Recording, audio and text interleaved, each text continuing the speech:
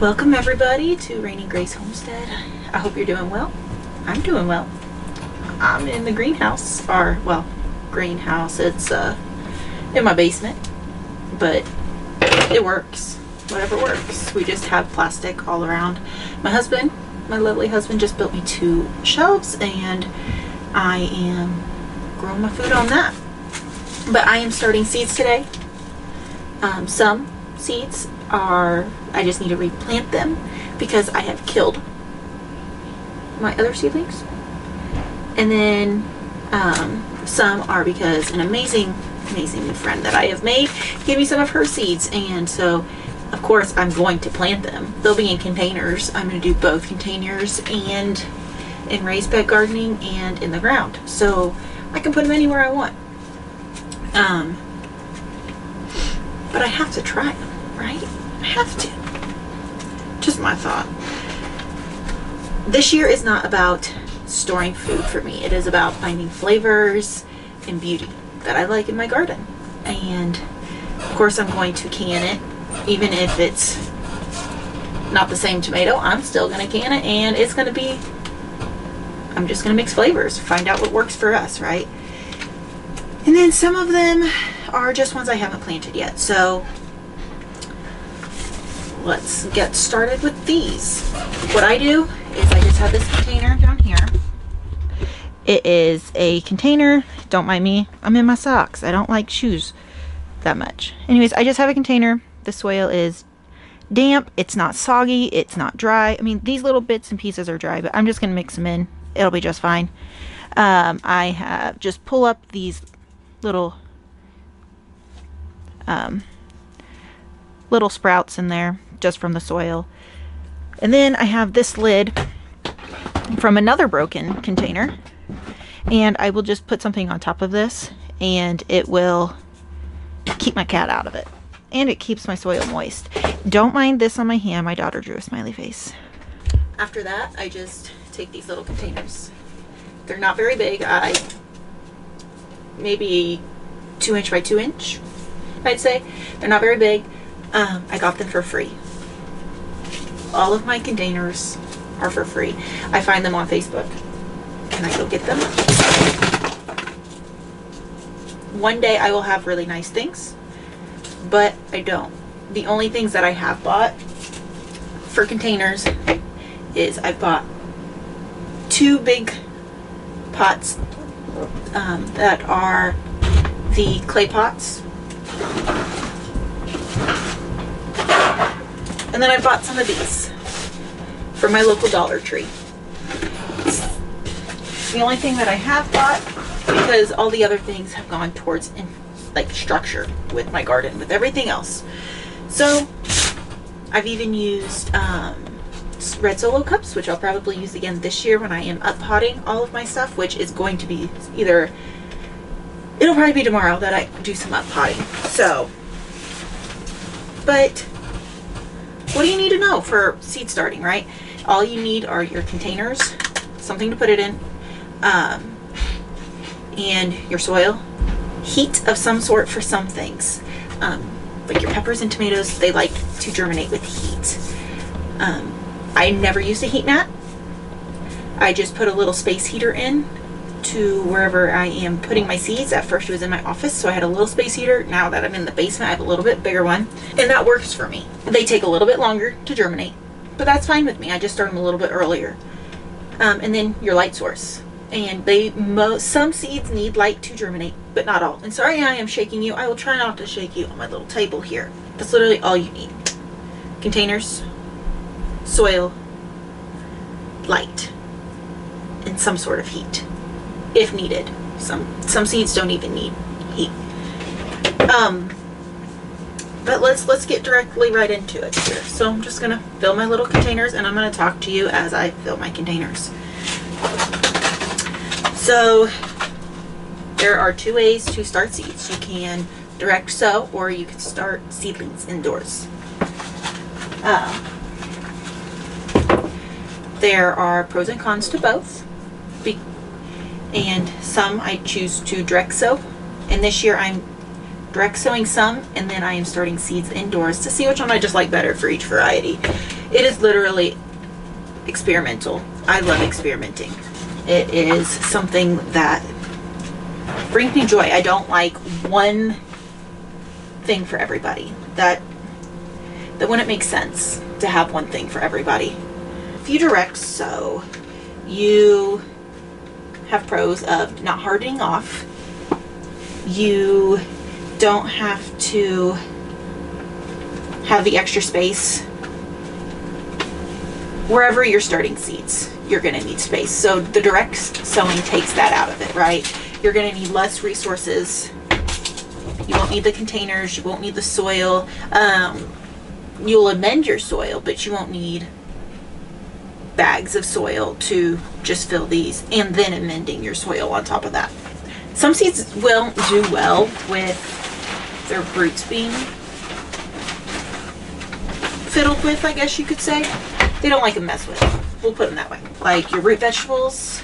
I heard okra, but I don't know. I'm going to do both this year. I'm going to do some in containers and then some in seeds. I mean, some in containers and then some direct sow. It's all about experimenting, guys. No joke. So some cons is you might not have a long enough growing season to direct sow whatever you want. Some people have very, very short seasons and they need that extra time. If they want tomatoes or peppers or anything like that, they're going to need to start seeds indoors. If you're direct sowing, you're going to use more seeds than what you would use if you were starting indoors. And then you have to go thin those out. You know, if you have a clump of seeds, I don't personally like that.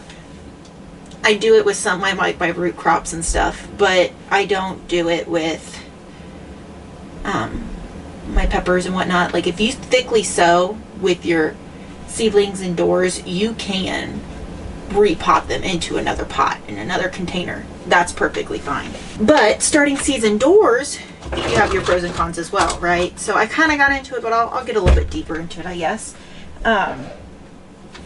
Personally, I find it more fun to start my seeds indoors, especially in the long winter months when I am just waiting for my garden. And it's just right at my fingertips. I miss my garden. I miss my garden in the winter time. And what better way to do that than get your hands dirty in the winter time with the snow, and you're just chilling with your seeds, having a grand old time. I love it. It is more fun for me.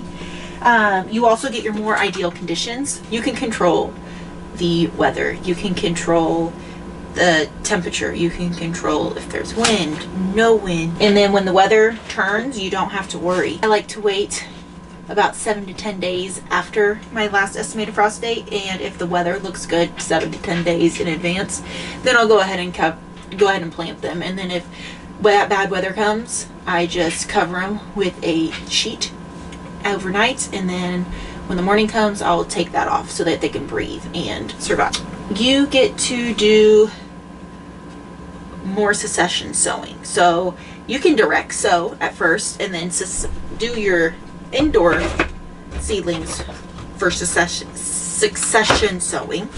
My goodness, I can't talk. But that is possible, you know. Or you could start them indoors and do it each time that way. But you're getting more for the bang for your buck, I guess, for the year. You get more out of that space, is what I'm saying. So you can have like kale in one spot, and then once the weather turns, you can already have a tomato in that spot.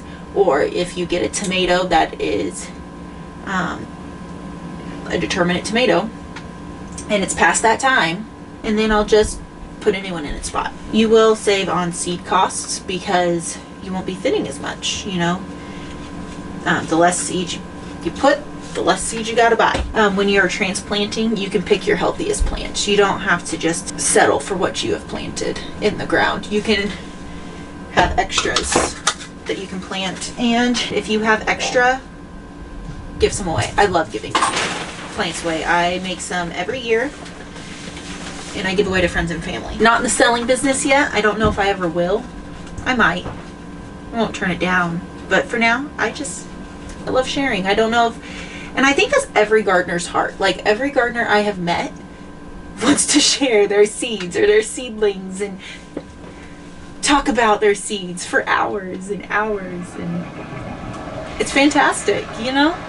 If you start them early, you can get weeks or even months of more harvest. Depending, not always, but sometimes you can get more. Cons is it does take more time. It takes energy, it takes resources. You have to buy the soil, you have to buy the containers. Even if you reuse containers, you still sometimes have to cut them to make them smaller. It just takes more time, more resources. Transplant shock can take longer than expected or sometimes go for the worst. Root damage can happen. So once again, your root vegetables don't like to be transplanted. Your cucumbers, melons, they like to be direct sown. And no matter what, your roots are going to get disturbed. Sometimes I love up potting because I get more hands in my soil, and sometimes I just don't like up potting. But it can be a con because you have to buy the more soil. You gotta buy bigger containers or find bigger containers. But also you have to harden off. And that takes a lot of time and energy, especially if you have a lot of plants. If you only have a few trays, that's perfectly fine. But if you have, like, it's not going to take that much energy, but if you have a lot of trays and seeds, it can take up a lot of time. A lot of running up and down stairs this year for me is what mine's going to be. But mine was just in my office last year, and I would put them on my back deck and my front deck. And that still took a lot of time, a lot of energy. When you want to start your seeds, you can go online and type in your zip code, and it will give you your estimated last frost date. That is no guarantee. It's just an estimate. You can have frost, snow, whatever, weeks after. Just throwing that out there. Don't get upset if it happens. That happens. Well, you'll just count back from that. I Google all of my stuff. You can look at the back of the seed packet. Some seed packets have it and some do not. Some go into more detail than others. And you count back from that. So mine this year is April 10th is my last estimated frost date. And so I counted back. If something needed 8 weeks, I counted back 8 weeks and then I started it, which was, some things took 8 to 10 weeks. So I started the last week of January for some of my things. Some things will only take 2 weeks before your last estimated frost date. So that was the end of March that I planted some of them. Best thing to do, honestly, is plant later than before and be late getting my harvest out than be too early and then the frost comes and kills it. Because that's a lot of wasted time, money, energy, and resources. So that's why I like to wait 7 to 10 days after my last frost date. If the weather looks nice, then I'll put them out. It just happens. You'll also want to know how many you need to plant. Let's be honest. So I have no idea where mine is. I really don't. I just moved everything out and then back in, and I don't know where it's at. But I had a piece of paper. I have a piece of paper, and I have put down how many plants I'm gonna put and where.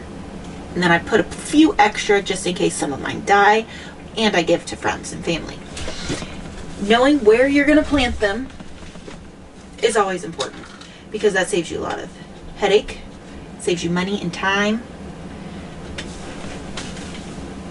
And I remember my first year, it's still in the process, I guess, but this year it's happening. I'm making sure. I did not have my garden beds completely filled. I had them all put where I wanted it on my paper. I put everything down where I was putting it, but I didn't have the soil. So I had to work around that, and I had to get containers, and some of them I just had to let die or give away because I had no room for them. So it's another tip. Make sure that your garden is prepared My first year is it just kept raining and raining and raining. And then finally when it was time to plant, I just didn't have it because it was too wet to go get soil. And that was okay. It was a learning lesson. Label them. I will put all of my soil in my containers. Then I will get labels. And I don't buy those little labels. I use what I have. So I'll cut up a milk container for my labels, and I will write down. I cut up my red Solo cups that are about dead and duds, and then I write on it what is here. It's a little shaky, but it's a Purple Heart tomato. And then you just stick it in just like that, and you got yourself a little reused label. Doesn't have to be anything fancy. I've even reused mine before. So I had some from the years before. I planted the same thing, and so I just reused the label. It will deteriorate over time, but at least I'm getting more out of it than one season, and that's what I strive for. Like these containers, even if they are almost completely broken, I have a few of them somewhere, I will still plant in these until they are just cracked so bad that I can't keep soil and water in it. We'll put the soil in the container like so, just kind of lightly pat it down. Kind of, you don't want a lot of air bubbles in there. You don't want it loose because you want the seed to be able to sit in there and not just jiggle around when you water it. That way it stays put. But you don't want it tightly packed because then your seed can't come up and the water is hard to go out of your soil. Plant the seed 2 times deep as the seed is wide. So some of your seeds you are going to, like your little itty bitty seeds, you're just going to kind of sprinkle on top and then roughen up the soil. Some you're going to stick your finger in it and you're going to plant that seed in there, cover it. Some seeds also need light to germinate. Some seeds will require you to soak or put in the fridge to have better germination. You will have some germination even if you don't do it. I'll be honest, I don't do it a lot. But if I want a really, really good harvest from that, I'm going to soak my seeds if they recommend it. Especially like lavender. Like, I want to grow lavender. I have not been successful, but I'm still trying. I got 3 seedlings of lavender. Next year, I'm just going to put a whole bunch in the fridge, and I'm going to start them in there, and then I'm going to bring them out and do it that way. I'm going to do it right next year. So you're going to want to water your plants, even just your soil if you don't have any plants coming up yet. It shouldn't take that long. You should have a little bit of water still left in it, but if you don't, you're going to want to water it whenever your soil is dry, obviously, but you want your soil like a sponge. You don't want it soggy, but you don't want it dry. You don't want to be able to like squeeze it and water just dripping out. You want to squeeze it and it's wet. Maybe a few drops of water is all you're gonna want. That's the perfect thing. Think of it as like a sponge. Bottom watering is what I like to do the best. Except when I am first starting seeds, it is a bit of a hand workout, which is why I only do like a few trays of seeds at one time. And whenever they're germinating, I'll just use a spray bottle and just spray the top, because the bottom should be wet, but the top is going to dry out before the bottom. And then that way I'm not soaking this soil and making it nasty and moldy, which I struggle with. I tend to overwater my plants than underwater, and that's how I killed some of my plants. I tried to not water so much, but I underwatered them. I use cinnamon on top of my soil. Whenever it gets moldy, I'll sprinkle cinnamon on top of it, and it helps take away that mold. Sometimes I get mushrooms in mine, and I've been told that that is perfectly fine. I just remove the mushrooms. You don't have to. It's like out in your bed. You don't have to remove the mushrooms in your garden. That's actually a good sign that you have healthy fungal in your soil. From what I've heard, if I am wrong, please tell me. Because that'd be really good to know. That's just what I've been told. That's what I have found out. But let me know what your experience has been. I just take them out, but only with my seedlings. I don't take them out in my garden bed. Sanitizing, I have never sanitized my containers, to be completely honest. I might this year after this, because it looked, I don't know if it was my soil or if it was because of me not sanitizing my containers, but my seedlings are not taking off. Not all, some of them are, but quite a few of them are not taking off the way they should. So this year I'm going to sanitize everything after I'm all done, and then next year I will have a better response for that. But some people sanitize ritually and then some don't sanitize at all. I know both, and seems to work out for both people. It's just what you feel convicted to do. How you would sanitize is you would remove all of the loose soil, and then you would take a little bit of soap and put it in water. Just wash it with soap and water. And then you're going to put 1 part bleach with 9 parts water, and you're going to let it soak. And then after that, and you're going to soak minimum 10 minutes. And then you're going to rinse them off, and you're going to let them dry. And don't put them together before they dry, because then it will create mold. Seed starting. I love it. It's therapeutic, especially once you get in the rhythm. So I'm a little bit slow because I'm talking, and I'm learning how to talk to a camera, to be completely honest. Take my little cups and I'll fill them all up, and then I'll take my containers, not containers, my labels, and I will label all of them, and I will put them, so like I'll put it on top of dill, and I'll put however many I want on dill, and then on the next one, so like under my tomato one, and I'll put my tomatoes right there, and then that way I can just grab them and just stick them in the containers. Goes super easy, super fast, and I'll just sprinkle soil on the top of them. So I'll just make my little indention, put my seed in there, and I wait until the very end of my entire tray that I'm doing, and then I'll put the soil on the top, or I'll roughen up the soil, whatever seeds I am doing. And that is what I do. And then once I open, I found out this little nifty trick this year. I follow Jessica Sowers off of Roots and Refuge Farm. She's amazing. You should check her out. But she uses washi tape because it is what they use for scrapbooking, and you can take it on and off. And I had a bunch of it. Didn't know what I was going to do with it because I don't scrapbook or do anything cutesy anymore. Gardening is the way I let my art out. My garden. It's my artistic. But then I put it on the back of the seed packet, and that way my seeds don't fall out, and you can reopen this over and over. You can see it here. I used to just fold it over and put a paper clip on it, but my seeds were still able to get out.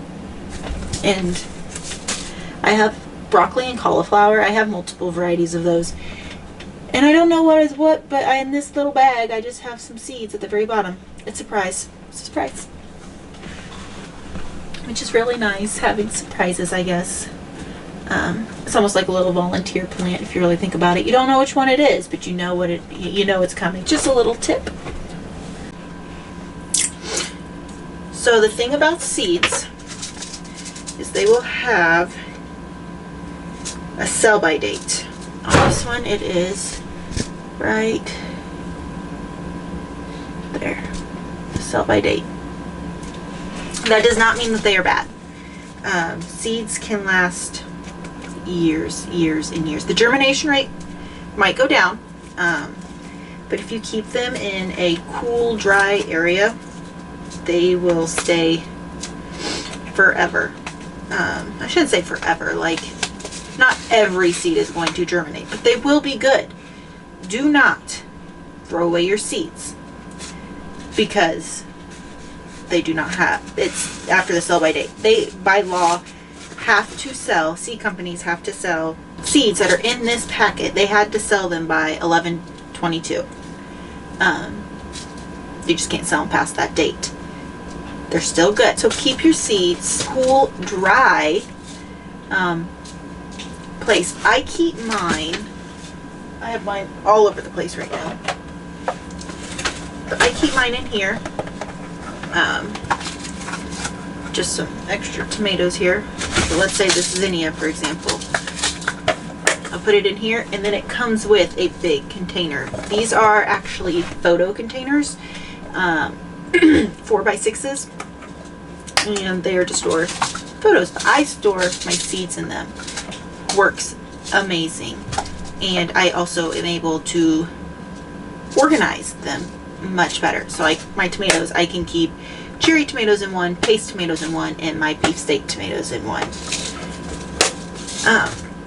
I can keep my medicinal herbs in one, and I can keep just my decorative flowers in one. The list goes on. But that is how I store my seeds. Don't put them in your greenhouses or anything like that. They will deteriorate over time. Now, keeping them in there one season might not hurt them. Seeds are pretty resilient. I've kept mine in my car almost all summer, and then I still got germination this year. So cars get hot. I have a black car with black interior, and it's better to plant a seed than not to plant it, because if you don't plant a seed, you're just going to get nothing. If you throw it away, you're going to get nothing. But if you at least try, you might get something, and it might be the best thing that you've ever had. If it was a tomato, it might be the best tomato you ever had because you wanted to try that variety and you forgot about it. That is okay. Just plant the seed. It'll be good for everybody. So in mine, you will see I use potting soil. I do not use seed starting mix. I got seed starting mix my first year. They pop up really fast. They do. But you have to up pot them super fast. They don't have nutrients in the seed starting mix. I have an example to show you as well. Let me grab it. Another really great advantage of starting your own seeds is you get to try different varieties. So you go to the store and you see all of the exact same varieties at the store. That's going to be really hard for me to grow something if I can just go to the store and get it super cheap. That doesn't make me want to be in my garden. So I grow different varieties. Like this white tomato is amazing for people who do not like the texture of a tomato. I feel like this one is a lot different. It's a lot like creamier, softer, I guess. How you would word it, I'm not good at describing this tomato, but it's a lot different. And my Cherokee Purple is my favorite tomato. It has a smokier taste, a lot of flavor. I wouldn't have known any of this if I wouldn't have started my own seeds. Even if you go to a local greenhouse, they're going to have different varieties. They're going to have your traditional varieties and then a few others. If you go to, like, I don't want to say fancier greenhouses, but some greenhouses do have different ones. But you're not going to get all of the really cool varieties, and I really like cool varieties. It makes things interesting, fun. I like to see how things grow, taste. So I really like heirloom. Is because of the flavors. Love seed saving, but the flavors, delicious. So I am just going to, these are very tiny seeds. These are Scarlet Peony Poppies. This is my first year growing these. I thought they were absolutely gorgeous. And who doesn't want something gorgeous in their garden? Just like so. It's not rocket science. This one is also a do as I say, not as I do. Because I did not put any of my labels in these or here. I know I'm starting here. Because you could see the little seeds of where I had them. See, like, these are a little bit easier to see. But do as I say, not as I do. It's late. I'm tired. It's not a good enough excuse. But hey, one year it was last year, I had a surprise garden. I did not know really what was growing.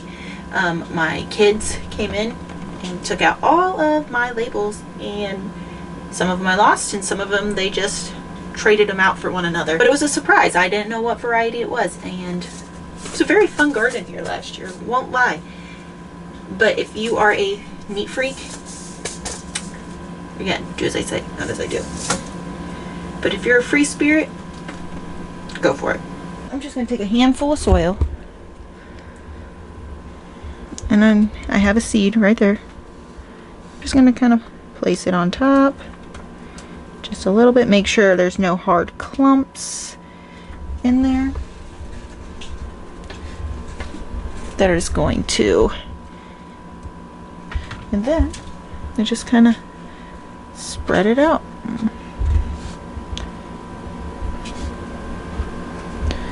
Make sure I cover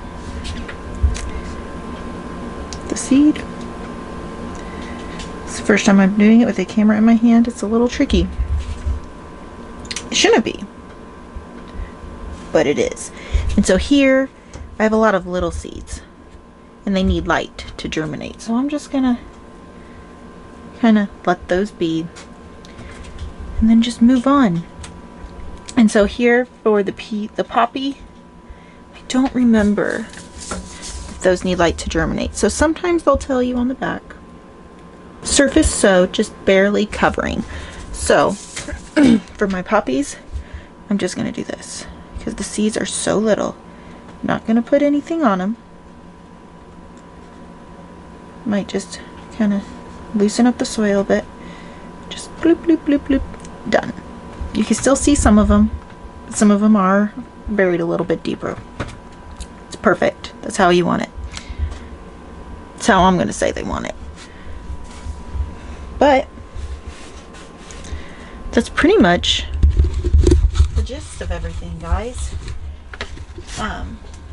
It seems very intimidating at first, but it's not. It's not. Just do it. Just do it. It's very rewarding. Very rewarding.